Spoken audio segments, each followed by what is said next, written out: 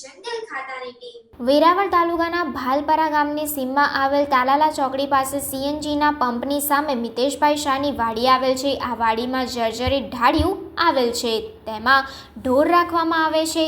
એક દીપડો ત્યાં આવી ચડેલ અને એક વાછરડીનું મારણ કર્યું હતું। તેના અવાજના કારણે વાડીએ રહેલ એક વ્યક્તિને ખબર પડતા ઢાળિયામાં દીપડો છે।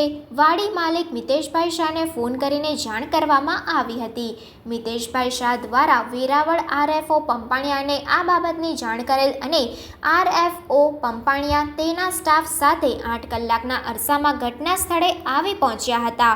દીપડાને રેસ્ક્યુ કરવું પડે તેમ હોવાથી દીપડાને બેભાન કરવા વાળા વેટરનરી ડોક્ટરને બોલાવવામાં આવેલ અને થોડીવારમાં વેટરનરી ડોક્ટર વી અપારનાથી ઘટના સ્થળે પહોંચી ગયેલા। ત્યારબાદ જૂનાગઢ ડીસીએફની સૂચના અને વેરાવળ એસીએફના માર્ગદર્શન હેઠળ આરએફઓ વેરાવળ કે Pampaniya, veterinary doctor V અપારનાથી, forest એમ પંપાણિયા, વનરક્ષક કે જોશી, 4 ટ્રેક્ટર અને 2 લેબર દ્વારા દીપડાને ઢાળિયાની બહાર કાઢવા રેસ્ક્યુ શરૂ કરવામાં આવેલ, જેમાં દીપડાના નખ લાગતા 2 વ્યક્તિને સામાન્ય ઈજા પહોંચી હતી અને આ દીપડાને મહા મુસીબતે બેભાન કરી અને બહાર કાઢવામાં આવેલ તથા અમરાપુર એનિમલ સેન્ટર ખાતે મોકલવામાં આવ્યો હતો। આ વિસ્તારમાં 2 દિવસમાં 2 દીપડા પાંજરે પુરાયેલ છે।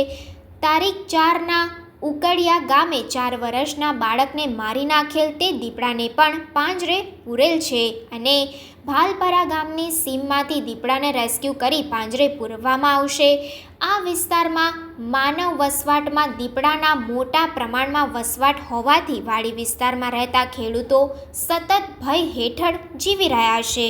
સમાચારોની અવનવી અપડેટ્સ માટે જોતા રહો સેક્યુલર ગુજરાત ન્યૂઝ। સાથે સેક્યુલર ગુજરાત ન્યૂઝ ચેનલને લાઇક, શેર અને સબસ્ક્રાઇબ કરો અને બેલ આઇકોન દબાવીને સમાચારોની ઝડપી માહિતી મેળવો।